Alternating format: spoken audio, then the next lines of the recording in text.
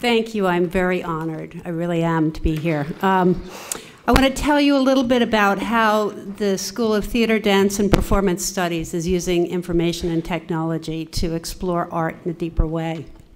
At this moment, TDPS, which is the Theater, Dance, and Performance Studies School, is partnering with the National Academy for Chinese Theater Arts on a co-production of A Midsummer Night's Dream by William Shakespeare. My big question is, how can we have rehearsals in China and in Maryland at the same time? How can we have our actors here in Maryland collaborate and work on a scene with actors in China at the same time? How could the Chinese actors be on this screen and see us? So that's my big question. But we are doing this collaboration regardless of whether we get that or not. It means we get to go to China. Not me, unfortunately. Another way we're using technology and information is we have one of my colleagues, Karen Bradley, who's here, is analyzing the brain and expressivity when it comes to dance. So she calls it the brain on dance. Another one of my colleagues, Frank Hildy, has a website where he collects pictures and information about every theater that's ever been built in the whole world. And then there's me.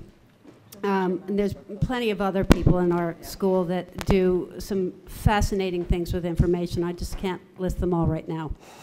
What I do is I train the human voice to express all the complexity of mood, the gamut of emotion, and the subtlety of thought that a person can potentially express.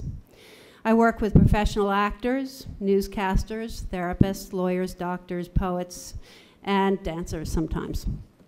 The voice is an audible manifestation of a person's state of being.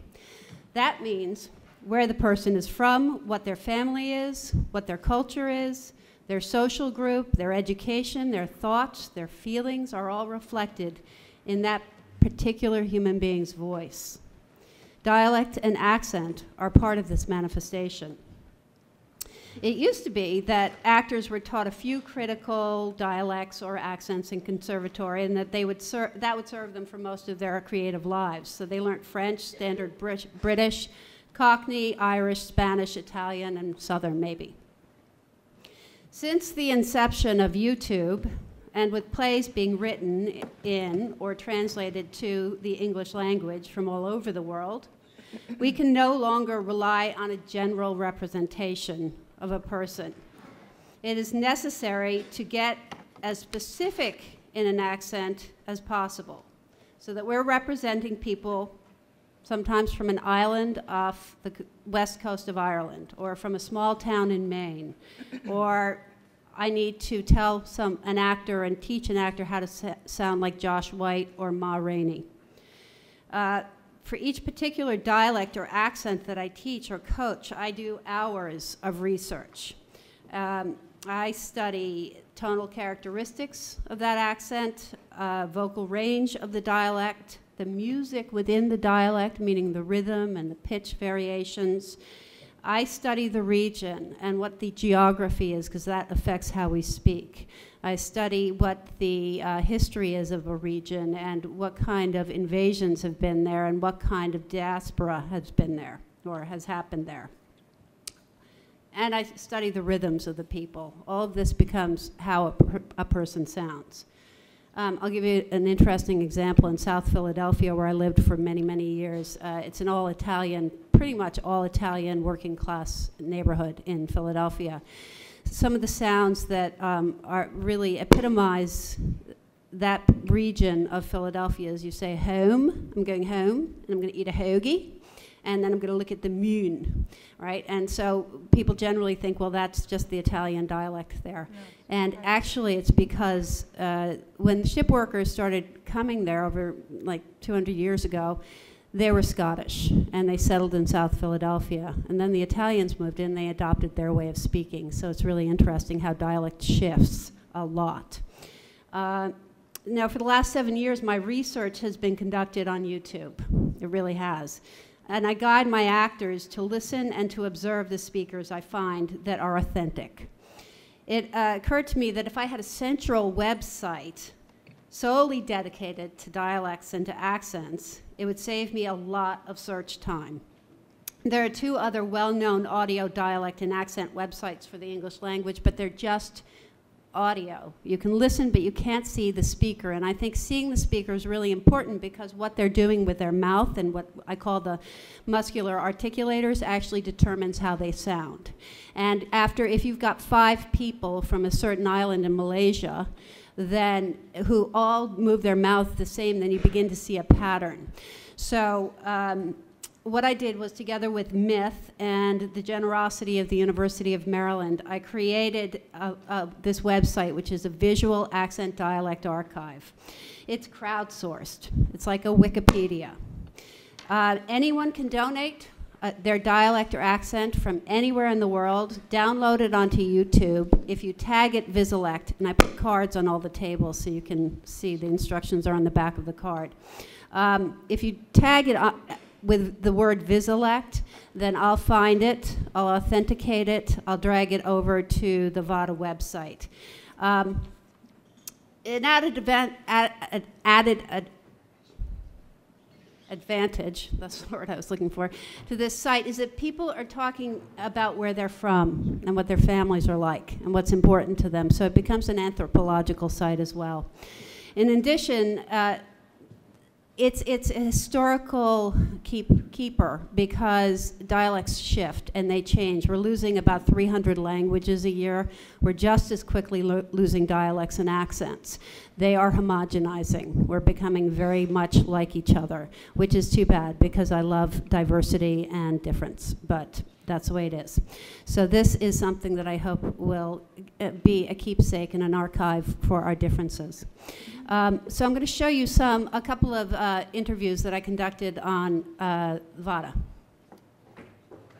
So this one is a woman I ran into in a bar when I was working in Philadelphia. So she'll tell you a little bit about herself. Okay. All right, so my father's side is German Jew and my mother's side is Russian Jew. And the one grandmother that I was very close with, she lived across the street from me. She was freaking nuts. It's right there. She was very loud and irate and very funny. And the thing about her, she was a typical mean Russian grandmother. She hated everyone, and I have 4 brothers, lots of cousins. She hated every single one of them except for me, and she lived across the street, and she would watch us all during the day instead of having our parents hire babysitters and stuff. And we'd be like, she had like a really tiny backyard, and she would put us all in the backyard, and she'd sit in her like porch just like knitting and stuff. And every like 20 minutes she would scream my name at the top of her lungs. And I'd say, yeah, and she'd just go, just checking. Like, she had this really high-pitched Russian Jewish accent. I don't know. It was so funny. What did it sound like? Oh. Can you do it? Well, she would always kind of talk like this, and she would always... Oh, here we go. This is a little slower than my computer, and my computer's pretty slow. Okay, so I have 2 interviews with her. So if an actor wanted to do a Bronx girl who, who grew up in a Russian Jewish family, that she might watch that, okay? And then there'd be other cultures from the Bronx who will hopefully contribute. Now, here in Europe, I have a really interesting woman. Oops, this is also a very interesting woman, but that's not the one I want you to see. I met this fantastic voice teacher who teaches at the Central School and in London. And she grew up in Jamaica, but she acquired a British accent. And so she talks a little bit about that. So, I mean, within the Caribbean and within certain kind of levels of black community, there's always a perception that we do not have class. And class is very embedded in a very Victorian way. And it is not about money, it's about self-perception. So it doesn't matter if you know where you live, it's about your worldview. So there are certain people who would speak RP or a standard Jamaican accent, and there's other people who would affect, depending on how they would hear particular sound. And it's important for the actor. He'd say, because it was because of the situation. So it's at times it's about finding a word that that person feels allows them to be an individual within a particular sound, or that they have chosen to speak in a particular way. I'll show you one more. And others, it's just about tonality. So if I was what was known as when I was growing up in the Caribbean, if you affected to sound white, you were called speaky spoken. So if I was being speaky spoken, when the sunlight strikes rainbow in the hair, they act as a prism and form a rainbow. The rainbow is a division of white light into many beautiful colors that takes the shape of a long. All right, one more, just one more, and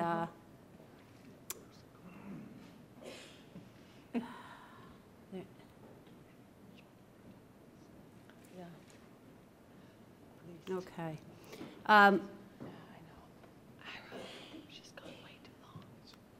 Sorry, I'd sing if I were Linda Mapp, but I don't sing. So you go into dialects. I'm going to go to North America, United States, and I'm going to look under recent. There's this fellow I met in the Italian market in Philadelphia, who he works in a butcher shop in the Italian market. There we go. Okay. By the way, I want to bring out a certain word, one single word, that I think it's universal now. All right? And the word is yo. Yeah. Okay. And another word was cuz, yo cuz. Yeah. And they would say, first they would say yo cuz. But where did the word yo come from? Not many people can say that. No. So you're going to hear it from me. Now, where did yo come from? Well, this came back in the 50s, okay? The word yo actually came out a little bit before that, okay? Okay, so that's the website. I've populated it with about 78 interviews at this point. My goal is that I have at least 10,000 by the end of next year. It means that I need a lot of people to contribute, and I need to disseminate information about this site and get people really interested and jazzed by it, because I think it's fantastic personally, because it's a great resource, but it's also great because I'm a humanist. I love people. I love them. And so I want ideas from everybody as to how to get it out. I'm going to do a Facebook page about it. I'm going to Twitter about it every time I download a new interview. But I'd love your ideas. So that's all I have. Thanks. Thank you. So my question for the why three don't you come and get set up while futurists she- and also for the audience, but I'd like to hear from these experts first, is how do I get this information out? How do I jazz up, the greater populace about this? Did you all hear that? She wants to know how she's going to get this information out there. Excellent question, Dan. I was giving you the visual cue here up here. So your first question was really about how to get the actors in China working with the people here. That was your first question. I was going to take that one. And so, I think the technology is already available for that. The problem is this thing called the sun. And you're just going to have to pick which set of actors you're going to piss off because it's going to be in the middle of the night. Well, we've been doing a bunch of research on asynchronous video and collaboration. The problem will be if there's any point in time where they need to literally be synchronously. The problem is when they have to be synchronously collaborating. Asynchronous tools are really, really good, and people just pick it up where they left it off, but leave information for the next round of people on the other side of the globe. But as soon as they need to be in tandem, that's going to be more of an issue for you. Right. So, absolutely right. Even though we are futurists, we don't know how to move the sun or time zones yet. That's a problem. Sorry. Well, we do, but we can't tell them. Or we'd have to kill them? That's a new patch to the browser. We'll work on that. The other part of your question is, how do we get the rest of the world to help you crowdsource your project? Yes. Okay. And the answer is, ready for this? Plastics. No, that's a different movie. That's right. This is a graduate seminar. So no, seriously, it's going to be something like doing outreach through the various social media. So you're going to use Twitter, you're going to use Facebook, you're going to use Google+, you're going to use email, all the standard stuff, right? So basically what you have to do is increase your reach. You have to somehow make your message so that people can get to it. And a great way to do that is to figure out how to get into the Washington Post. So I'm not telling you anything you don't know, right? But if you make your tools accessible so that people in the rest of the world can, for example, call in from, say, Orkney Island and make their 5-minute YouTube video with, say, your script, your standard script. You want to crowdsource it so they can do it and you don't have to go there. Right. What if you did something a little more, maybe not quite high level or low level? What if you went to like all the kind of like local community people that put on productions, and each area would go and get the various dialects there?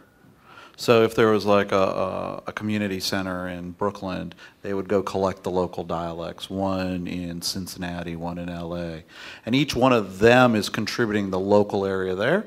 But what they get back from doing that and participating is when they put on a play and there's someone from Brooklyn and they're in LA, now all of a sudden they have this as a resource. Have you thought about Mechanical Turk? Okay, I can tell you about that afterwards. It's a great way to get lots and lots of people from all over the world participating. Yeah. Okay, And you can pay them small amounts of money, like 5 cents. That's a small amount. Yeah. Okay, thanks very much.